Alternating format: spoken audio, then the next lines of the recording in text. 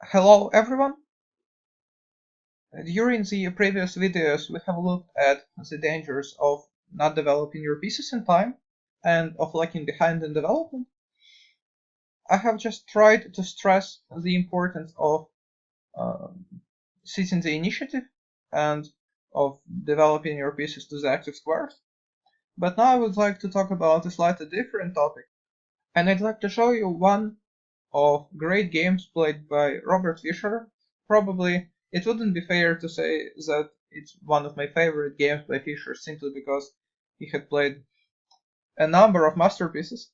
Still, I think it's a very good one, which would demonstrate a slightly different thing. So we would look at the exchange variation of the Ruy Lopez of the Spanish game, Bishop takes c7. I think it's quite interesting to talk about this variation since the ideas are rather profound.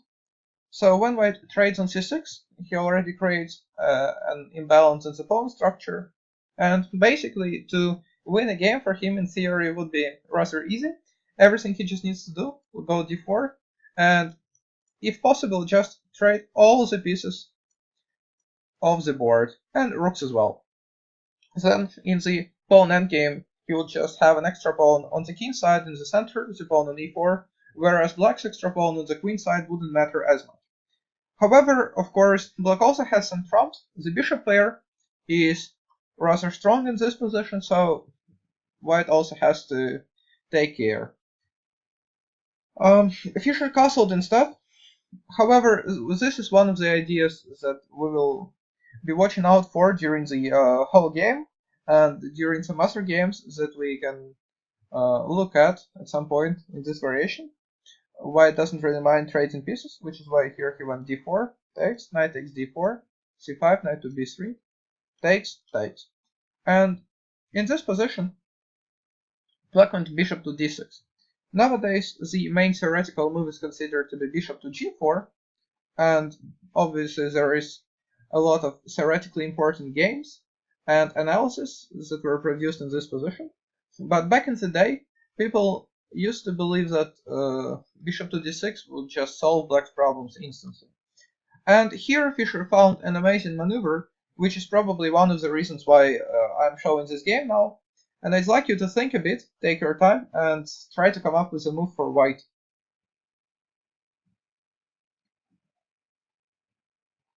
So overall, black just would like to develop his pieces, he would be doing okay. But white can put immediate pressure on the queen side by a rather unexpected move, knight to a5, which in my opinion is an incredibly strong continuation. The idea is that we are putting pressure on the pawn on b7, and of course we dream of provoking some weaknesses on the queen side to provoke such a move as b6 or b5, if b6 after knight c4, or knight c6 even. Well, knight c4 seems to be, of course, stronger. After knight c6, king d7, the knight would get trapped. Knight c4, now the bishop is hanging. If the bishop would go somewhere in bishop f4, white's initiative is obviously just developing itself. The next move is going to be knight c3, knight to d5. Actually, it's not so obvious how to defend this pawn even now. Rook a7 has to be played or something, which is very clumsy, or bishop to d8. Instead of black lets white takes this bishop, then this pawn, of course, would become incredibly weak. So, as we see, black would face tremendous difficulties. In the game, he went b5, and now white found a target in black's position and started attacking it. What is the target? What do you think is the weakness that we can try to challenge to tackle immediately? And how to do it? The weakness is the opponent c5. However, before attacking it, it's necessary to fix the target to make sure that it wouldn't run away. c4 was an extremely energetic continuation, which just makes sure that this pawn is unable to move.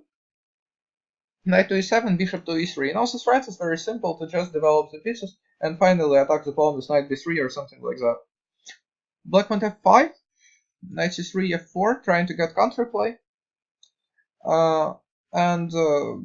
I think it's possible to ask another question in this position. What should white do? How to continue? Unless you want to give up the initiative, you shouldn't retreat. If white would just continue bishop to d2 or bishop to c1, of course he would lose all the ambitions and chances to get anything serious in such a position. So white went e5, continuing in a very energetic style. Black, of course, has to either take on e5 or on e3. If he takes here, and after e d6, takes, king takes f2, say castles, just king somewhere, c takes, rook takes. White is dominating the queen side, as both of his knights as well as the rook are incredibly active, which is why here, after e5, black preferred to take bishop e5, takes, no bishop c3, bc3, knight g6, knight c6, bishop e6. And now we can get an impression that black managed to get rid of his issues in a more or less convenient way and avoid any upcoming trouble. However, Fischer's next moves prove that in fact it's the opposite case. White took on b5, took, black takes, and now another magnificent move, knight to a7. And now black cannot avoid material losses. This pawn is going to fall, whatever black does. Black wants rook to b8, no, rook to b1. If bishop c4, then there is always ideas like a4, and also of course black needs to watch out for his king after rook to e1. So I guess after bishop c4, a4 is going to be played. Black just loses the pawn instantly. Black decided to give it up this way, knight takes b5, rook to d8. White won a pawn, but black managed to finish his development. And now a slight tactical massacre took place. White went rook to b4, protecting the rook, and black took the pawn, trying to benefit from the weakness of the last round. Takes, rook to c8. Continuing this extremely complicated play. The bishop is hanging and cannot be taken. The knight's hanging, the bishop on c5 could be attacked as well. How to continue as white?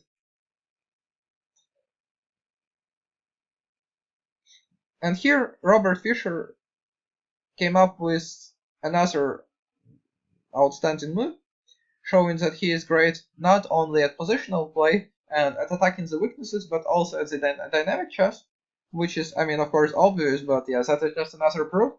He realizes that white lacks an escape square for his king, and also that rook c7 in fact is not a big threat, since after bishop to b6, black would lose an exchange, and of course this bishop keeps hanging as well. So white just created an escape square with such a move as h4. No need for timid h3.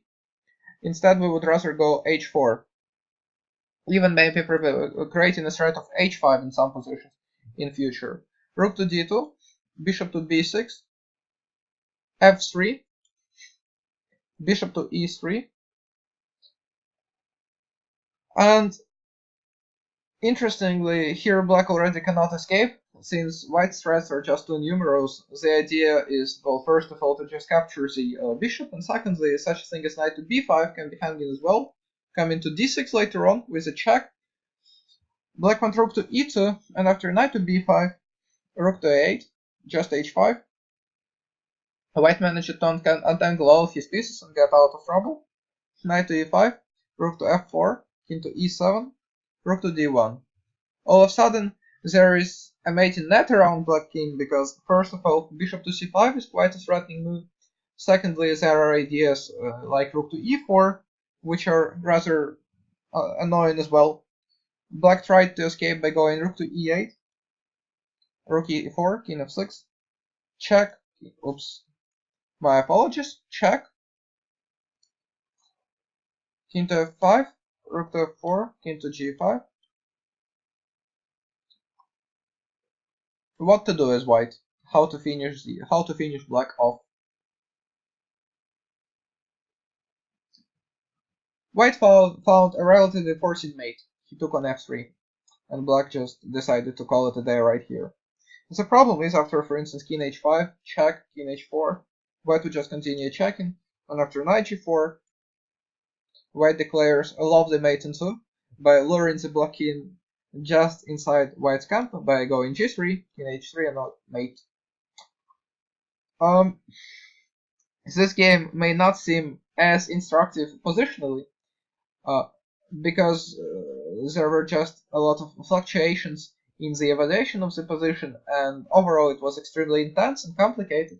But in fact, I just wanted to show that first of all, what are the basic primary ideas and goals in this variation for white, and secondly, I of course hoped to present a few concrete strong moves such as knight a5, which allowed white to benefit from black's inaccuracies immediately and seize the initiative on the queen side. And after b5, c4, another extremely strong continuation, just to do a short recap. And importantly, I of course wanted to demonstrate that even in such a position, when initially your goal was to play for the positional squeeze and to attack opponent's pawn weaknesses, you shouldn't give up the initiative and you should be ready to play extremely concretely and calculate a lot, otherwise your initiative can simply evaporate. I hope this video was interesting and that studying this game played between Fischer and Fortish would benefit your positional chess as well as your feel for the initiative a lot. And I look forward to seeing you in the next clips.